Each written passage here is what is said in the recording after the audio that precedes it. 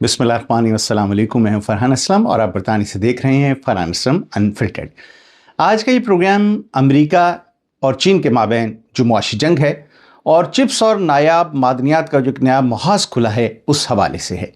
नाजरीन, ये कोई आम तजारती झगड़ा नहीं है, ये दुनिया की दो सबसे बड़ी मुआशी ताकतों की खामोश जंग है। गोलियां नहीं चल रही मगर हमले लगातार हो रहे हैं। एक तरफ अमेरिका है जो कि चीन को जदीद चिप्स बनाने से रोक रहा है, दूसरी तरफ चीन है जो अमेरिका को नायाब मादनियात की बरामद रोक कर उससे जवाब दे रहा है। अमेरिका कहता है कि चीनी टेक कंपनियां फौजी खतरा हैं, जबकि चीन कहता है कि अमेरिकी दिफाई कंपनियां हमारी सलामती के लिए खतरा हैं। और अब बीजिंग ने 10 अमेरिकी कंपनियों पर नई पाबंदियां लगाकर वाशिंगटन को वाज़ेह पैगाम दिया है कि अगर तुम चिप्स को हथियार बनाओगे तो हम मादनियात और सप्लाई चेन्स को हथियार बना देंगे। और यही आज की असल कहानी है। ट्रंप चीन गए, शी जिनपिंग से मुलाकात हुई, बड़े अमेरिकी कारोबारी लोग भी उनके साथ थे, कैमरों के सामने बहुत मुस्कुराहटें थी, तिजारत, इस्तेहकाम और ताल्लुकात की बातें की गईं। लेकिन चंद ही हफ्तों के बाद हकीकत सामने आ गई। पेंटागन ने बड़ी चीनी कंपनियों को फौजी रवाबित वाली फहरिस्त में डाला है और चीन ने अमेरिकी दिफाई ड्रोन और नायाब मादनियात की कंपनियों को निशाना बना दिया है। तो फिर सवाल यह है कि क्या ट्रंप की सफारतकारी सिर्फ सियासी पर्दा थी? क्या असल जंग कहीं और लड़ी जा रही है? और क्या आने वाली दुनिया पर कब्जा उस मुल्क का होगा जिसके पास चिप्स हैं, या उस मुल्क का कि जिसके हाथ में नायाब मादनियात, मैग्नेट्स, बैटरियां और सप्लाई चेन्स हैं? सो आज के इस प्रोग्राम में हम ये समझने की कोशिश करेंगे कि चीन ने यह कदम क्यों उठाया और जो 10 अमेरिकी कंपनियों पर पाबंदी लगाई है ऐसा क्यों हो रहा है, अमेरिका चीन को रोकने के लिए इतना बेताब क्यों है, और चीन की जो नायाब मादनियात हैं वो इतनी ख़तरनाक ताकत क्यों बन चुकी हैं। 26 नवंबर 2026 की जो डेडलाइन है वो क्यों इतनी अहम है, और इस मुआशी जंग में पाकिस्तान, भारत और खलीजी ममालिक के लिए ख़तरा क्या है और उनके लिए मौक़े क्या हैं, क्योंकि हर तस्वीर के दो रुख होते हैं। जहाँ पर ख़तरा है वहाँ पर उनके लिए बहुत सी अपॉर्चुनिटीज़ भी आती हैं। एक बात अभी वाज़ेह कर लीजिए कि ये सिर्फ अमेरिका और चीन की जंग नहीं है, ये वो जंग है जिसका असर आपके मोबाइल फ़ोन, इलेक्ट्रिक कार्स, नौकरियाँ, महंगाई, दिफाई बजट और आने वाली आलमी सियासत तक पहुँचेगा। ये ट्रेड वॉर नहीं है, ये मुस्तक़बिल की ताकत की जंग है। अमेरिकी कंपनियों ने अपनी बरामदी जो पाबंदियों वाली फहरिस्त है उसमें 10 कंपनियों को शामिल किया है, और इसमें से बहुत सारी ऐसी कंपनियां हैं जो मैं नाम देख रहा था तो मुझे हैरानी हुई। और उसके जवाब में ज़ाहिर है कि चीन ने भी MP मटेरियल्स और USA रेयर अर्थ जैसे अहम नामों को अपनी जो बैनिंग लिस्ट है उसमें शामिल कर लिया है। ये दोनों अमेरिका की नायाब मादनियात की सप्लाई चेन के लिए इन अहम समझी जाने वाली कंपनियां हैं। सो अमेरिकी कंपनियों को सरकारी खरीदारी से बाहर कर दिया गया है। 46 तादाद है उनकी, और चीन ने इसके साथ साथ बास चीनी सरकारी इदारे उनको भी ये कहा है कि इन कंपनियों से वो मसनूआत नहीं खरीदेंगे, और चीन का मौक़िफ़ ये है कि ये कदम कौमी सलामती के लिए किया गया है। अमेरिका भी यही कहता है, और यही इस जंग की असल ख़तरनाक बात है कि दोनों ममालिक अब तिजारत नहीं कह रहे हैं बल्कि दोनों इसे कौमी सलामती का मसला कह रहे हैं।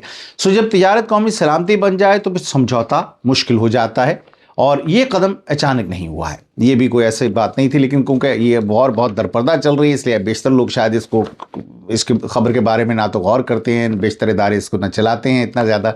लेकिन इस पे दुनिया के मुस्तकबिल का दारोमदार है, या कम से कम टेक्नोलॉजी जो हम सब यूज़ करते हैं उसका दारोमदार ज़रूर है। अमेरिका ने पहले बड़ी चीनी कंपनियों को पेंटागन की फ़ौजी रवाबित की फहरिस्त में शामिल किया। इनमें बहुत सारे बड़े नाम हैं, जैसे कि आप ये देखिए कि अलीबाबा है, बाइडो है, BYD बहुत बड़ी कंपनी इस वक्त है, NIY, और दूसरी बड़ी चीनी कंपनियां, मेरे पास एक बड़ी फहरिस्त है इनकी मेरे हाथ में जो इसमें शामिल हैं। ये बहुत अहम मामला था क्योंकि ये सिर्फ हथियार बनाने वाली कंपनियां नहीं हैं, ये आम शहरी टेक्नोलॉजी वाली कंपनियां भी, जैसे BYD की बात करें तो बैटरीज और गाड़ियां बनाती है।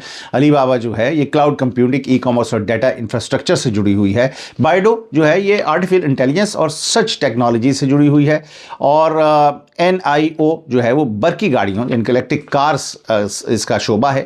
امریکہ کا موقف یہ ہے کہ چین میں شہری ٹیکنالوجی اور جو فوجی ٹیکنالوجی ہے اس میں کوئی فرق نہیں ہے، یعنی کہ جو عوامی استعمال کی ٹیکنالوجی بنتی ہے اور جو فوج کے لیے ان کا ایک ہی بات ہے، جبکہ واشنگٹن یہ کہہ رہا ہے کہ چین کا ٹیکنالوجی نظام فوجی جو جدت ہے اس میں ان کی مدد کر سکتا ہے، جبکہ چین اسے غیر منصفانہ دباؤ کہتا ہے۔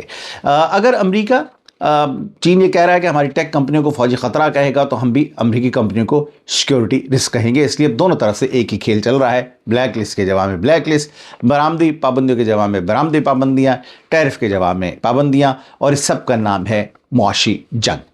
اس پابندی کا سب سے خطرناک پہلو یہ ہے کہ یہ صرف چین کے اندر محدود نہیں ہے، اور چین نے واضح کیا ہے کہ دنیا کسی ملک یا خطے کا کوئی بھی فرد یا ادارہ چین سے بنی ہوئی دوہرے استعمال کی اشیاء ان امریکی کمپنیوں کو فراہم نہیں کر سکتا ہے، جن 10 کمپنیوں پر چائنا نے پابندی لگائی ہے۔ یہ نہیں ہو سکتا کہ اب دبئی میں کوئی بیٹھا شخص یہ خریدے اور وہ دوبارہ امریکہ کو یہ بیچ دیا جائے۔ یہ بقول چین کے یا چین کے جو رولز انہوں نے بنائے ہیں اس کے مطابق یہ ممکن نہیں ہوگا۔ دوہرے استعمال کی اشیاء وہ چیزیں ہیں جو کہ شہری مقاصد کے لیے بھی آپ یوز کر سکتے ہیں اور وہ فوجی مقاصد کے لیے بھی استعمال ہو سکتی ہیں۔ ایک ہی پرزہ کسی عام صنعتی مشین میں آپ لگا سکتے ہیں اور پھر وہ ڈرون، ریڈار یا میزائل نظام میں بھی لگ سکتا ہے، اور یہی اصل عالمی جو معیشت ہے اس کا گلا گھونٹنے والی شک مجھے دکھائی دیتی ہے۔ امریکہ نے چپس کے معاملے میں بھی یہی ماڈل استعمال کیا ہے۔ اگر چپ ٹیکنالوجی امریکہ کی ہے تو واشنگٹن اس کی آخری جو منزل ہے اس پہ بھی کنٹرول کرنا چاہتا ہے، یعنی کہ ٹیکنالوجی امریکہ نہیں چاہتا کہ وہ چین کی جانب ٹرانسفر ہو۔ چین بھی یہی کہہ رہا ہے کہ اگر چیز اوریجنلی چائنا سے بلانگ کرتی ہے تو بیجنگ اس کے استعمال اور اس کی جو اینڈ ڈیسٹینیشن ہوگی اس پر بھی کنٹرول چاہتا ہے، اور یہ تجارت کی جنگ نہیں ہے، یہ سپلائی چین کی خود مختاری کی جنگ ہے۔ اب آتے ہیں نایاب معدنیات کی طرف۔ نایاب معدنیات کو عام معدنیات نہیں ہے، جدید دنیا کی چھپی ہوئی طاقتیں ہیں، بلکہ گاڑیوں میں جو الیکٹرک کارز بنتی ہیں نایاب معدنیات سے بنے ہوئے میگنیٹ سے استعمال ہوتے ہیں۔ ونڈ ٹربائنز میں بھی ان استعمال کیا جاتا ہے، اسمارٹ فونز میں بھی ان کا استعمال ہوتا ہے، ڈرونز، میزائل، جنگی طیارے، ریڈار سسٹم، سیٹلائٹ، جدید ہتھیار، یو نیم اٹ، بہت ساری ایسی چیزیں ہیں جن میں ان کا استعمال کیا جاتا ہے۔ آرٹیفیشل انٹیلیجنس کے جو ڈیٹا مراکز ہیں، چپس ہیں، بیٹریاں ہیں، دفاعی ٹیکنالوجی بھی انہی سپلائی چین سے جڑی ہوئی ہیں۔ اگر تیل 20ویں صدی کی طاقت تھا تو نایاب معدنیات 21ویں صدی کی اسٹریٹجک اسٹرینگتھ ہیں۔ امریکہ کے پاس جدید چپس کی ٹیکنالوجی ہے، چین کے پاس معدنیات کی پروسیسنگ اور مینوفیکچرنگ کا جو معیار ہے وہ موجود ہے۔ امریکہ کہتا ہے کہ ہم چین کو جدید چپس جو ہیں وہ نہیں دیں گے، تو چین کہتا ہے کہ نہیں دینا ہے تو پھر ہم امریکہ کو نایاب معدنیات بھی نہیں دیں گے، اور یہی اصل معاملہ ہے۔ چپس بمقابلہ نایاب معدنیات، ٹیکنالوجی بمقابلہ سپلائی چینز، اور سلیکون بمقابلہ معدنیات۔ یہ جنگ فیکٹریوں، ڈیٹا مراکز، کانوں، دفاعی لیبارٹریز اور عالمی منڈیوں میں اس وقت بھی لڑی جا رہی ہے۔ چین کی اصل طاقت صرف کان کنی میں نہیں ہے، بلکہ اصل طاقت اس کی پروسیسنگ میں ہے۔ پاکستان میں آپ کو معلوم ہے کہ ہم جو بھی سونا یا دیگر نایاب دھاتیں نکلی ہیں بلوچستان میں موجود ہیں یا پاکستان کے دیگر حصوں میں موجود ہیں، ہمارے پاس بیشتر کی پروسیسنگ فیسلٹی نہیں ہے، ہم وہ ویسے ہی نکال کر ابھی امریکہ کو بھی ہم نے بھیجی، اور اس کو بغیر پروسیس کیے ظاہر ہے کہ جو اس کی ویلیو آپ کو پیسے ملتے ہیں وہ کچھ بھی نہیں ہے۔ پروسیسنگ جو ہے چین کی اصل طاقت ہے۔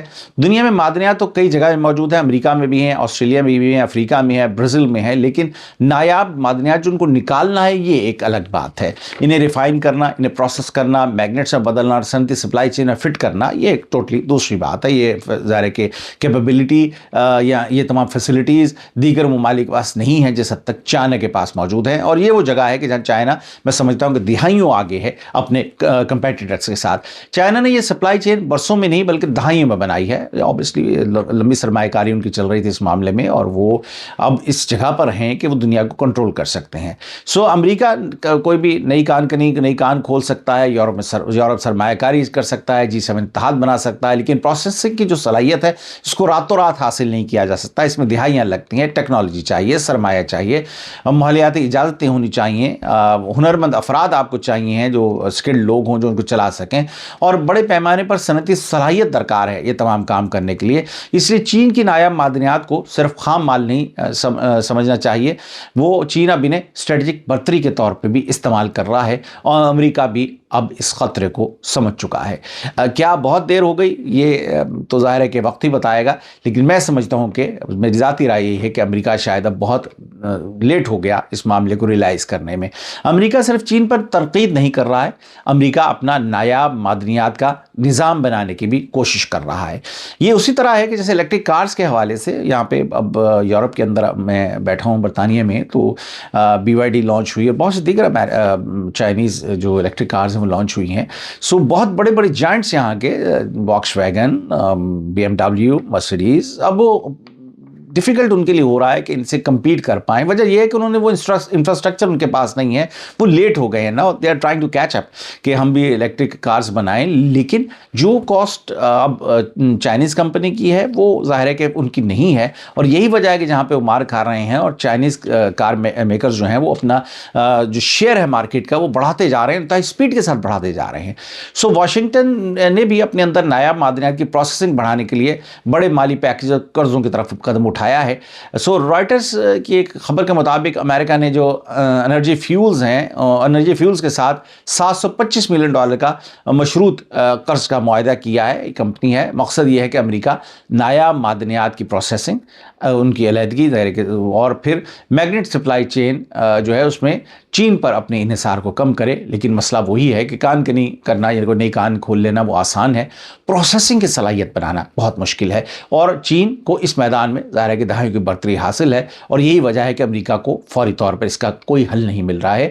اور اب ایک اور اہم بات کہ چین کا نشانہ صرف نایاب معدنیات والی کمپنیاں نہیں ہیں، اس فہرست میں ڈرون کمپنیز جو ہیں، دے فلائی سپلائرز ہیں، موٹرز بنانے والی کمپنیز ہیں، ایروسپیس سے جڑی کمپنیز ہیں، جو امریکن کمپنیز ہیں جن پر چین نے پابندی لگائی ہے، ریڈ کیٹ ہولڈنگز ہے جیسے، اس طرح سے بہت ساری اور کمپنیز بھی ہیں، MP میٹیریلز ہے، L3 Harris میری ٹائم سروسز ہے، USA ریئر ارتھ ہے، اور یہ جو بڑے بڑے نام ہیں یہ واضح بتاتے ہیں کہ بیجنگ کا پیغام بڑا کلیئر ہے کہ اگر امریکہ چینی شہری ٹیکنالوجی کو فوجی خطرہ کہے گا تو چین امریکی دفاعی اور ڈرون سپلائی چین جو ہے اس کو نشانہ بنائے گا۔ یہ فوری ناک آؤٹ وار نہیں ہے، لیکن ایک واضح اسٹریٹجک تنبیہ ہے ان کو چین کی جانب سے کہ اگر چپس کو ہتھیار بنایا جائے گا تو معدنیات سپلائی چینز بھی ہتھیار بنے گی۔ اب سوال اٹھتا یہ ہے کہ ٹرمپ چین گئے تھے، شی جن پنگ سے ملاقات ہوئی تھی، بڑے بڑے کاروباری لوگ ساتھ تھے، معاہدوں کی بات ہوئی، پھر بھی جنگ کیوں جاری ہے، اس میں کوئی بہتری کیوں نہیں آئی، بلکہ شدت پکڑ گئی ہے جنگ ٹرمپ کے واپس US آنے کے بعد؟ تو اس کا جواب بہت سادہ ہے کہ یہ تجارتی خسارے کی لڑائی نہیں ہے، یہ مستقبل کے غلبے کی لڑائی ہے۔ کون مصنوعی ذہانت یعنی کہ آرٹیفیشل انٹیلیجنس کی قیادت کرے گا اس فیلڈ میں، کون چپس کو کنٹرول کرے گا، کون الیکٹرک کارز میں غلبہ حاصل کرے گا، کون بیٹریاں بہتر بنائے گا، دفاعی ٹیکنالوجی میں کون آگے ہوگا، اور کون عالمی معیارات کو طے کرے گا۔ یہ اسی لیے یہاں پر نومبر 2026 کی ڈیڈ لائن بہت اہم ہے کہ 2026 میں اور امریکہ اور چین کے درمیان کچھ اہم تجارتی وقفوں اور ٹیرف سے متعلق جو انتظامات ہیں یہ اس کی ڈیڈ لائن ہے۔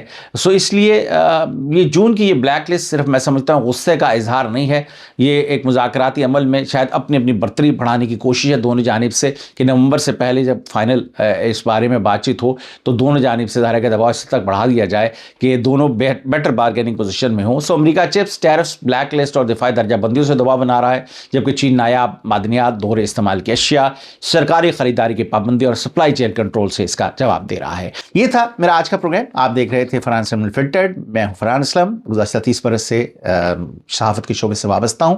میرے بارے میں جاننا چاہیں تو میری ویب سائٹ farhaneslim.com پہ تشریف لے جائیے۔ زندگی رہیے تو بہت جلد ایک نئے پروگرام کے ساتھ آپ خدمت میں حاضر ہوں گا۔ مجھے اجازت دیجیے، فی امان اللہ۔